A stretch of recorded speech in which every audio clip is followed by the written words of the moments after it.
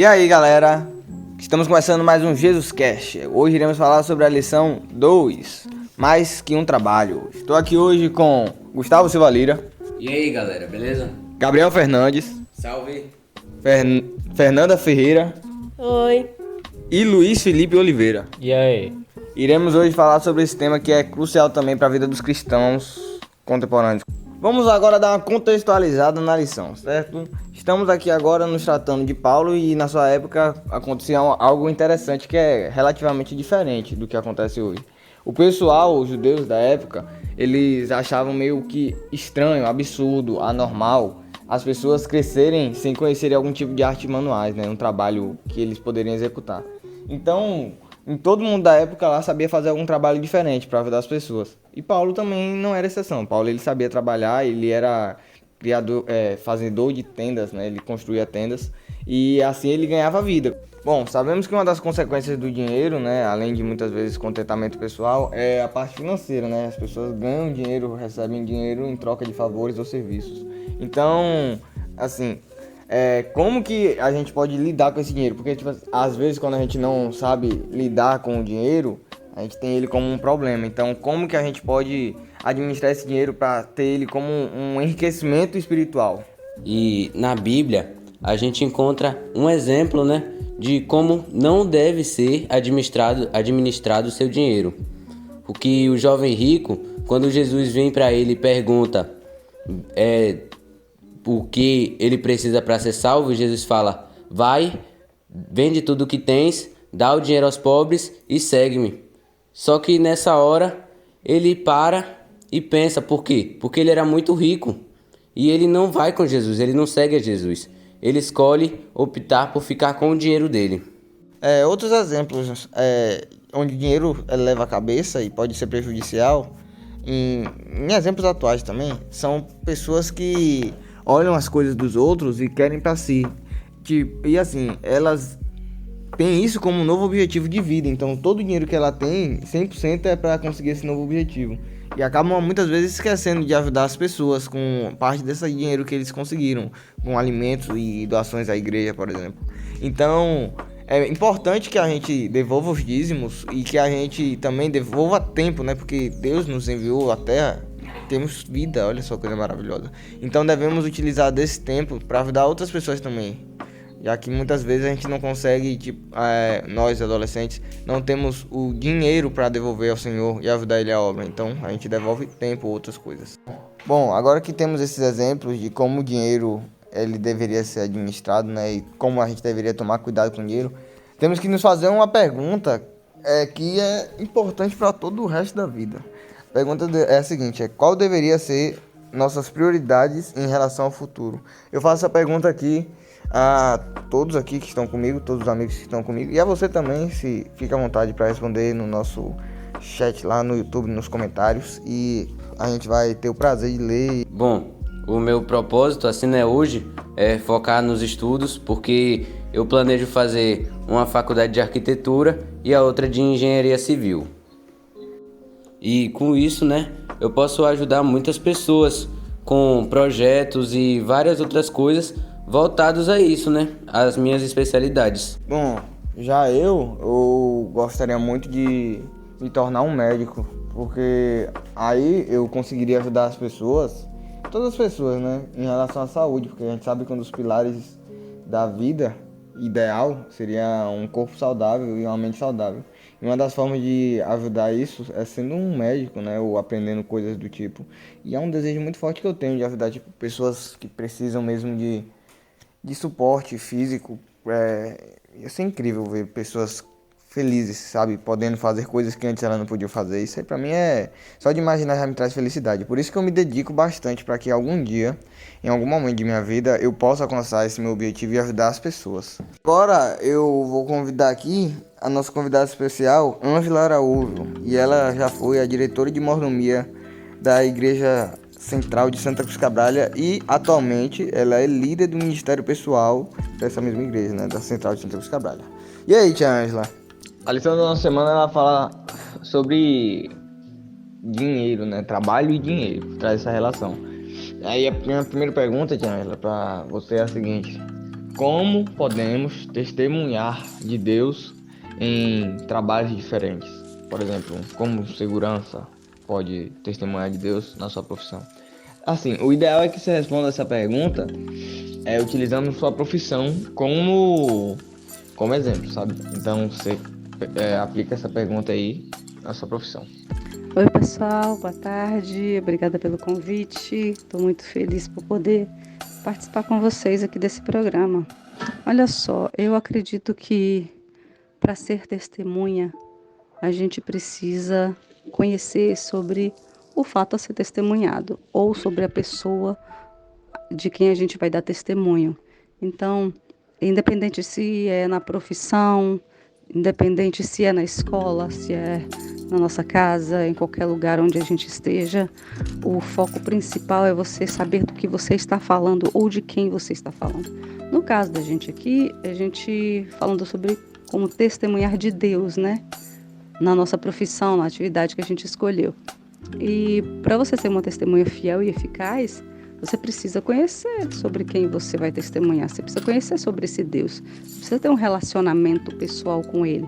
Não apenas ouvir falar dele ou das histórias que a Bíblia conta a respeito dele, porque essas são experiências que outras pessoas tiveram e foram relatadas ali para nos nortear, para nos fazer entender princípios e ensinamentos e nos maravilharmos com essas histórias dessas vidas que foram transformadas pela ação de Deus diretamente na vida delas, mas nós também precisamos ter a nossa própria história com Deus, né? As nossas próprias experiências para poder fazer com que o nosso testemunho seja mais eficaz, porque é muito mais precioso um testemunho de alguém que viveu essas experiências pessoalmente do que eu contar a história de outra pessoa.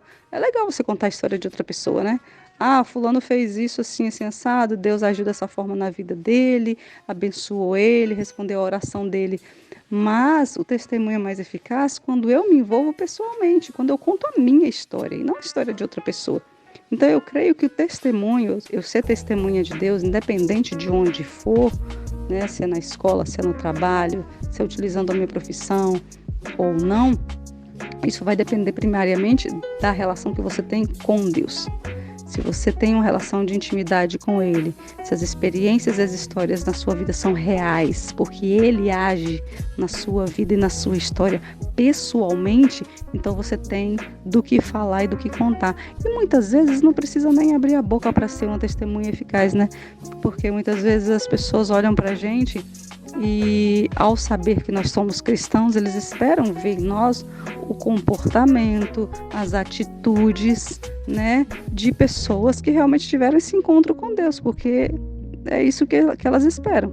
Agora, se a gente fala que é cristão, mas o nosso comportamento, a nossa fala, a nossa maneira de agir, a nossa maneira de tratar os outros, a maneira como a gente encara as coisas do dia a dia, do trabalho, da escola, forem contrárias ao testemunho que elas esperam ver em nós, com certeza nós vamos ser taxadas de falsas testemunhas.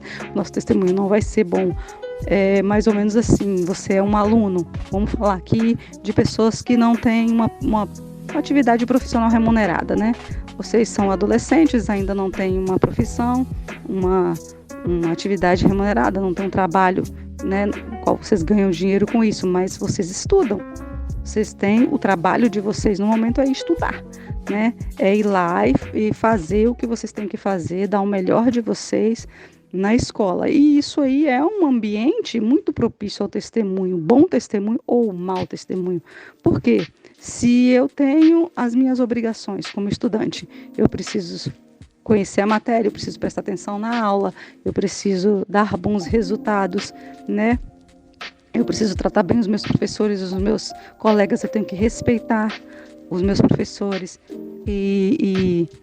Enfim, se eu não faço nada disso e as pessoas olham para mim, sabem que eu sou um cristão, mas eu faço o contrário de tudo isso que eu deveria fazer, que tipo de testemunho é esse que eu estou sendo de Deus?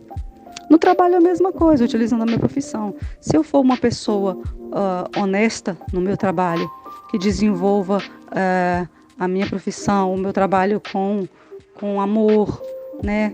estando contente e feliz com aquilo que eu estou fazendo, se eu ando a segunda milha, se ao invés de fazer somente aquilo que me pedem e o que esperam de mim, eu vou além, se eu tiver que ajudar alguém a completar a parte que cabe a ela, que não é minha função, mas que eu estou vendo que a pessoa está com necessidade e eu for lá e ajudar, e eu fizer isso, isso tudo são formas de testemunhar, entendeu? Do amor de Deus às pessoas, de mostrar que nós refletimos o caráter do nosso Pai, do nosso Deus. Eu acho que esse é o verdadeiro testemunho, independente da profissão, do ambiente, do local onde a gente esteja. É isso que tem que nortear a nossa vida aqui, a nossa visão, né? Tem que estar colocado, tem que estar focada nesse aspecto aí. Como eu vou ser uma boa testemunha do meu Deus em qualquer área de atuação da minha vida, sendo esse trabalho remunerado ou não, né? Tendo uma profissão ainda ou não, enfim, é assim que eu acredito. A segunda pergunta que eu vou fazer, ela é em relação com o texto-chave, que está em 1 Timóteo 6, versículo 10. Fala o seguinte: porque o amor ao dinheiro é a raiz de todos os males, e alguns, nessa cobiça, se desviam da fé e atormentaram a si mesmos com muitas dores. Então, a pergunta é a seguinte: como que nós podemos ser bons administradores do dinheiro e, administrarmos o dinheiro sem nos corrompermos? Porque quando a gente consegue, arrecada recursos, a gente acaba tendendo a viver a nosso bel prazer. Então, como que a gente pode viver com esses recursos, administrar sem se corromper, na sua opinião? Eu penso que quando a gente entende quem é Deus e quem somos nós, e a gente coloca cada um no seu devido lugar, é mais fácil da gente não se corromper pelas coisas desse mundo. Quando a gente entende que Deus é o doador de todas as coisas, porque Ele é o Criador, tudo que existe pertence a Ele. Quando a gente entende que eu sou uma criatura e que eu não construí nada, que eu não criei nada, que até o ato de eu existir é da graça de Deus, foi porque Ele quis me criar e permitir que eu tivesse vida, que eu tivesse saúde, que eu tivesse dons, tudo que eu tenho, tudo que eu sou, tudo que nós somos e temos, tudo que existe, tudo isso pertence ao Senhor. Nós somos chamados apenas para ser mordomos, né? Ou administradores desses recursos. Então, isso significa que todo o dinheiro e todas as riquezas e todos os bens e tudo que existe no mundo pertence ao Senhor. Inclusive nós mesmos pertencemos a Ele, né? E quando a gente entende o lugar de cada um e o lugar de cada coisa, fica mais fácil a gente entender como a gente pode administrar melhor esses recursos que Deus coloca na nossa mão. Porque se eu não vejo dessa forma, e se eu acho que tudo que eu conquistei é meu, eu conquistei pelo meu trabalho, pela minha força, pelos meus esforços, pela minha inteligência, e eu tiro Deus de cena, então realmente aí vai ficar complicado eu ser uma boa administradora desses recursos. Eles realmente vão me corromper, porque eu vou achar que eu tenho o direito de usá-los como eu bem entender, do jeito que eu bem entender, e geralmente isso se faz egoisticamente, né? Geralmente, quando a gente começa a adquirir recursos e cada vez mais dinheiro, os nossos desejos aumentam, as nossas necessidades aumentam, porque a gente começa a criar novas necessidades, coisas que a gente às vezes nem precisa, mas você quer porque você tem um recurso à sua disposição, então você começa a agir egoisticamente, se esquecendo de que os recursos que Deus coloca na nossa mão são para manutenção da nossa vida, mas também para abençoar a vida de outros, para fazer crescer o reino dele aqui na terra. É com esse propósito que Deus coloca os recursos na mão dos seus filhos, e não para que ele seja um laço que vá trazer prejuízos para a nossa vida, ao invés de trazer benefícios. Então, quando a gente não entende o lugar certo de cada coisa, quando a gente não coloca Deus em primeiro lugar e entende que tudo pertence a Ele, tudo é dele e a gente só administra, com certeza isso aí vai ser um laço, vai ser um problema ao invés de solução. Então, a gente precisa ficar atento a isso. E a terceira pergunta que eu vou fazer, ela é bem parecida, assim, ela é uma pergunta mais pessoal, sabe? É assim, Paulo, ele trabalhava e ele trabalhava para se sustentar e enquanto ele trabalhava ele levava a mensagem. Eu sei que isso é muito difícil, né? Paulo ele era um guerreiro muito massa, ele era um cristão, um soldado de Jesus, certo? Aí eu gostaria de falar tipo assim, ó, uma dica que você dá para que nós, né, principalmente voltado aos adolescentes que estão iniciando no mundo do trabalho, que ainda estão querendo aprender, conhecendo, como que a gente poderia organizar nosso tempo para fazer os dois, entende? É isso. Então, Paulo, a gente sabe que ele fazia tendas, né? A profissão dele era fazer tendas. O trabalho dele para ganhar dinheiro aqui e se manter era o de fazer tendas. Mas a gente sabe também, pelo que a gente estudou e lê sobre a vida de Paulo, que o principal trabalho dele não era esse. A função, a missão dele, o que ele considerava mais importante na vida dele era pregar o evangelho. Ele era um missionário. Digamos que a profissão dele era ser missionário. A outra profissão, aquilo que ele fazia para ganhar dinheiro, era somente para custear aquilo que ele achava mais e considerava mais importante, que era pregar o evangelho de Deus. Porque Paulo, ele acreditava no reino de Deus. Ele acreditava que todas as coisas desse reino da terra aqui são passageiras e transitórias e que tudo isso aqui está fadado à destruição. Então, como que eu vou investir os meus recursos em um empreendimento que está fadado à destruição? Porque a Bíblia diz que tudo isso aqui vai ser destruído, vai ter um fim. Então, se eu tenho que investir os meus recursos, o melhor de mim, dos meus esforços e tudo que eu puder adquirir com o meu esforço, com o meu trabalho, eu vou querer aplicar em algo que seja muito melhor do que um empreendimento que está fadado a falir, né? A ser destruído. E Paulo entendeu isso. Ele captava os recursos com o seu trabalho para aplicar em algo maior, para aplicar em um empreendimento maior, porque ele acreditava que o reino de Deus ia ser implantado nessa terra através do reino de Jesus Cristo, né, da volta de Jesus Cristo. Então era para isso que ele trabalhava, para salvar o maior número de pessoas para viver nesse reino. Era isso que ele pregava, é para isso que ele vivia, era por isso que ele trabalhava. E eu acredito que isso deve ser também a nossa visão de pessoas que vivem nesse mundo aqui, já nos últimos momentos da história desse mundo, né? Eu não posso ter a ilusão de que os recursos que eu captar aqui, que eu conseguir com o meu trabalho, eu vou investir tudo nesse mundo aqui, porque vai ficar aqui, vai acabar, vai perecer, né? O fruto do meu trabalho de uma vida inteira de esforço, investidos em um empreendimento que está fadado a falir, eu acho que não é uma decisão sábia.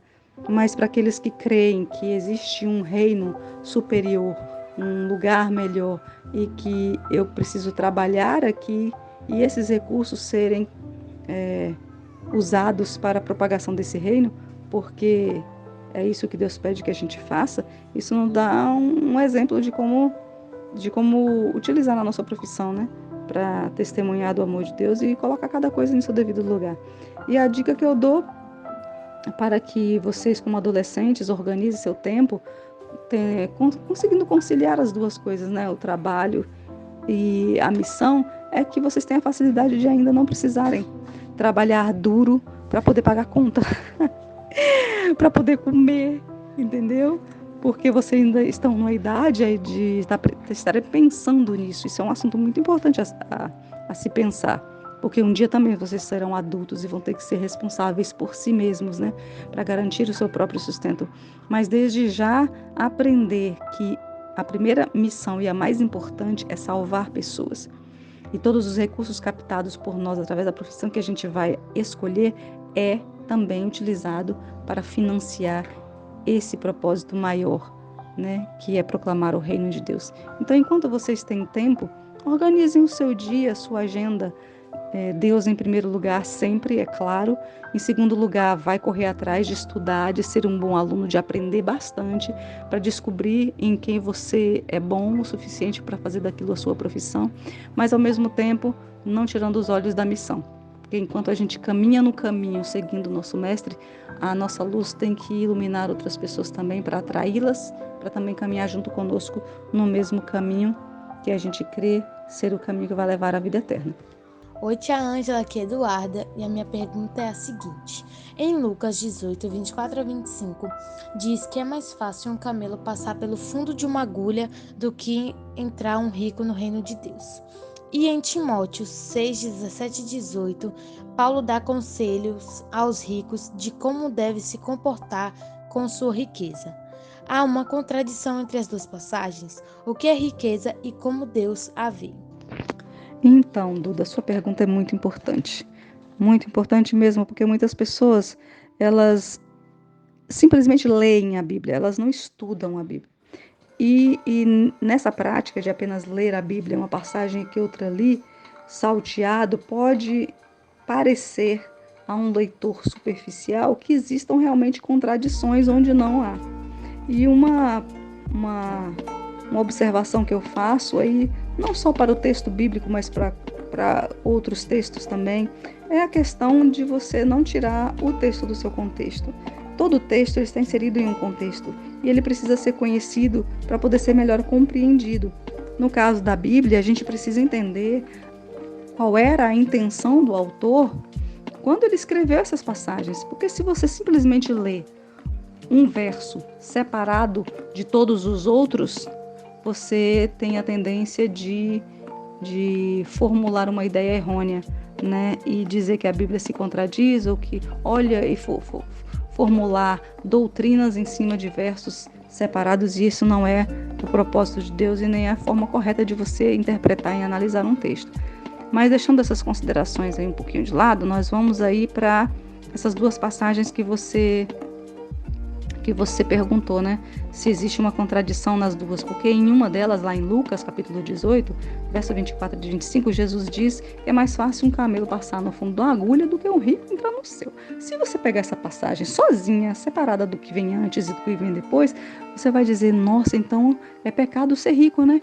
Porque imagina a cena, um fundo de uma agulha e um camelo. Como que aquilo vai passar por ali? Nunca, na nossa visão. Nunca, jamais vai passar. Então traz a ideia, somente olhando esse texto, de que realmente é impossível os ricos irem para o céu. Ou seja, se você for formular uma doutrina em cima disso, você vai dizer é pecado ter riqueza, é pecado ter dinheiro. Jesus disse que não pode, porque não vai entrar no céu quem é rico, né? E não foi isso que o texto disse. Para que a gente entenda mais completamente, você precisa ler o capítulo 18, a partir do verso em que Jesus conta a história do jovem rico, porque é dentro dessa parábola que está inserida essa passagem. Jesus está falando ali para um rapaz que era dono de muitas riquezas e que o amor dele não estava em Deus, estava nas riquezas. É tanto que Jesus, quando aconselhou a vender tudo que ele tinha e dar aos pobres, Jesus não queria que ele ficasse pobre porque o rico não vai entrar no céu. Jesus estava dizendo que ele tinha que reorganizar as suas prioridades. Jesus estava dizendo para ele, olha, você diz que guarda todos os mandamentos de Deus desde a sua meninice, que você observa tudo segundo conforme o mandamento, nos mínimos detalhes. Então isso é bom, isso é muito bom. Mas qual é a motivação que está por trás disso? Por que você faz isso? Por que você guarda todos esses mandamentos? Por que você é fiel em todas essas coisas? É por amor a Deus ou é para parecer bem aos olhos dos outros? Então, Jesus, ele olha a motivação que está por trás de cada ato, de cada intenção do ser humano, né? Qual é o motivo pelo qual me leva a fazer isso ou aquilo, ou tomar determinadas decisões, ou fazer determinadas ações? O propósito por trás é muito importante. Então, Jesus viu que ele fazia tudo aquilo, cumpria todos os mandamentos, era perfeito à vista das pessoas, mas não era por amor a Deus. Era por outra motivação. E quando Jesus sugeriu a ele que se ele quisesse realmente ir para o reino dos céus, ele vendesse tudo e dava aos pobres, é porque ele identificou a raiz do problema. Lembra da passagem lá em cima que Paulo disse que o amor ao dinheiro é a raiz de todos os males? Então, a raiz de todo o mal na vida daquele rapaz era o amor ao dinheiro, não era o amor a Deus, né? Ele tinha tirado Deus do primeiro lugar do seu coração e colocado o dinheiro. E esse amor ao dinheiro é que era a razão de todos os males, é que seria a causa de sua perdição se ele não abrisse mão de tudo aquilo. Foi por isso que Jesus falou aquilo, entendeu? E aí não há contradição alguma, porque na passagem de Timóteo, Paulo inclusive aconselha a que o evangelho seja pregado aos ricos e que Timóteo faça uma exortação a eles, assim, sejam bondosos com as pessoas, repartam as suas riquezas, né? Sejam generosos com aqueles que sofrem, com os necessitados. É impossível você pensar em um cristão que ama a Deus e entende o seu propósito nesse mundo aqui, como sentado em sua casa, tendo tantas riquezas e vendo o seu irmão ao lado passar fome. É incompatível, né, com o caráter de Deus, porque Deus é o doador de todas as coisas. Ele tem prazer em doar tudo de melhor que o céu tem para nós. Foi assim no dom que ele nos deu, o maior dom do céu, que foi Jesus Cristo, né? Ele deu o seu próprio filho, entregou em sacrifício por amor a nós, para nos salvar. E como que alguém que entrega o melhor que ele tem, né, por amor ao ser humano, ia reter, fechar sua mão e dizer: as riquezas eu não vou te dar, não vou te tornar rico, você não vai ser rico, porque rico não pode ser rico, porque rico não entra no céu. Não é nada disso. A gente precisa entender essas questões e colocar cada coisa no seu determinado e no seu devido lugar, para não fazer essas confusões aí. Deus não é contra as riquezas, pelo contrário, ele é o doador de todas elas. Todos os dons, todos os bens, todas as coisas mais preciosas que existem nessa terra são para aqueles que são dignos de administrá-las com sabedoria.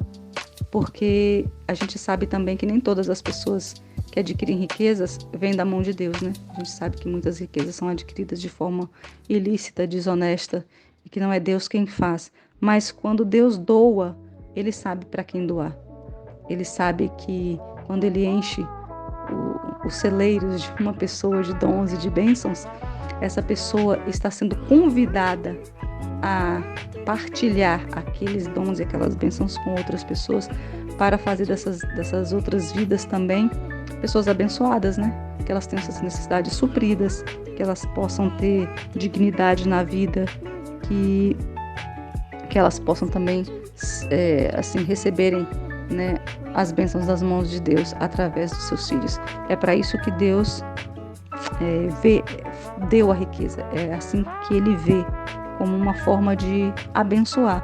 Tem até um texto de uma escritora famosa, né, a Ellen White. Ela diz assim, que uma piscina com água parada pode ser fonte de grandes males, né, porque uma água parada ela apodrece, e aí vem todos os mosquitos e podem botar seus ovos ali, disseminar doenças e trazer doença para as pessoas. Mas uma fonte de água a correr, ela sempre recebe, né, da nascente, e ela sempre entrega. Ela não fica com a água parada ali. Isso aí sim é uma fonte de bênção, de saúde e de vida para as pessoas. E a mesma coisa a gente pode colocar trazendo para esse contexto das riquezas. Quando você tem muito e você acumula muito e aquilo fica parado só na sua mão, sem que seja distribuído, aquilo pode se tornar uma fonte de maldição na sua vida e não de bênção. Ao contrário daqueles que recebem de Deus e partilham.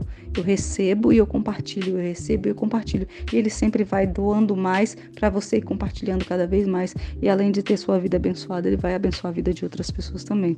Eu acredito que, ao invés de ser uma contradição, isso aí é uma complementação de ideias, né? É um conjunto de passagens que pode fazer com que a gente compreenda melhor como Deus vê as riquezas, como Deus vê essa questão da gente ser bênção na vida dos outros e saber que não existe nada impossível para Deus. Porque apesar da passagem estar dizendo que é mais fácil um camelo passar no fundo da agulha do que um rico entrar no reino do céu, se você continuar lendo o texto mais abaixo, você vai ver que Jesus diz assim, ó: mas tudo aquilo que é impossível aos homens é possível a Deus. Não é impossível que um rico seja salvo. É perfeitamente possível, desde que ele entenda que essas riquezas são bênçãos de Deus para abençoar a vida dos outros, né? E que ele não coloque o seu amor nessas riquezas, mas no doador delas, que é o nosso Senhor. Que a gente precisa amar mais ao doador do que as bênçãos, né? Do que as coisas que ele pode nos dar. É assim que eu vejo essa questão. Gostaria de agradecer pela sua participação no podcast. Deus te abençoe e que a gente possa continuar sempre disseminando o conhecimento, né, e Jesus Cristo para todo mundo. Obrigado. No livro Os Embaixadores, no capítulo 33, Paulo ele fala que ele não queria ser um fardo para os outros, né? Ele falou que ele queria se sustentar por si próprio, por meio dos trabalhos de suas próprias mãos. E assim, quando ele falava isso, ele estava literalmente negando a ajuda alheia, porque ele tinha condições de se sustentar. É como se ele estivesse falando assim: os recursos que vocês iriam dar para mim, deem para quem precisa mais, porque eu tenho condições de me sustentar. E hoje em dia, muitas pessoas, elas usam da forma de pregar como uma forma de tirar dinheiro das pessoas. E assim, elas evitam de trabalhar, elas tomam isso como preguiça e não querem trabalhar só porque pregam. E Paulo ele é um exemplo muito bom para o contrário, que mesmo você estudando, você consegue trabalhar, se sustentar sem precisar literalmente pedir ajuda para os outros. É fácil? Não é. Porém, não é impossível. Então a gente tem que ter isso como consciência. Alguns exemplos são quando os pastores tiram dinheiro das pessoas humildes falando que são itens sagrados. Usam isso para lucrar financeiramente. Um exemplo disso, né, é minha avó, que comprou um terreno no céu por R$800 e ainda queria convencer minha mãe de comprar. Isso aconteceu lá em casa também, que meu avô comprou e o cara disse que se fosse para ter uma casa era para pagar mais 100. Bom, achei um tanto quanto curioso ouvir essas histórias, porque eu nunca tinha ouvido antes algo parecido, né? Aí eu me lembrei do que está escrito em Efésios 2, versículo 8 e 9, que fala o seguinte: porque pela graça sois salvos mediante a fé, e isto não vem de vós, é dom de Deus, não de obras, para que ninguém se glorie. Bom, acho que é basicamente isso, né? Que todos nós temos a graça conosco de graça, né? Nós podemos ser salvos gratuitamente. Jesus morreu para todos. E eu achei curioso isso, porque seria meio que uma forma de inclusão forçada ao céu para algumas pessoas que podem pagar, né? Eu achei isso curioso. Bom, galera, agora eu gostaria de concluir uma parte aqui do nossa conversa de hoje, falando sobre a lição na parte de sexta-feira. Eu tenho um textinho que eu achei bem interessante. Fala o seguinte: não estamos aqui na Terra para ganhar dinheiro e nos exibir. Estamos aqui para sermos produtivos, ajudarmos outras pessoas e mostrarmos ao mundo como é viver de acordo com a vontade de Deus. Apesar de uma boa ética de trabalho ser muito importante, precisamos lembrar que não podemos cair na armadilha de querer ganhar cada vez mais dinheiro.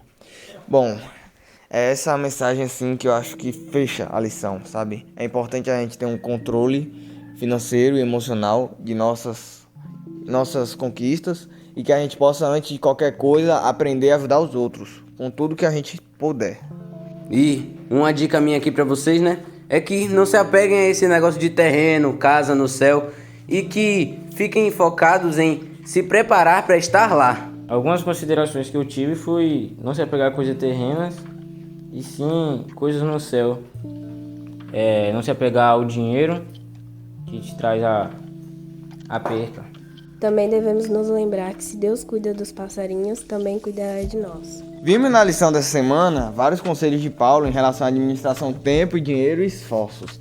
E é importante que a gente consiga administrar o nosso tempo, o nosso dinheiro e nossos esforços da maneira que é ideal para o bem da exaltação divina celestial de nosso Jesus Cristo. Então, essa é a mensagem principal que eu mais gostei assim dessa semana. Terminamos agora aqui mais um podcast. Gostaria de agradecer a nossa querida tia Ângela Araújo pela sua incrível participação.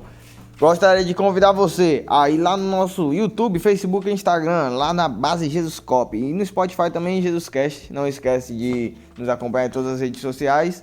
Fique com Deus, tenha uma ótima semana. E esse foi mais um JesusCast.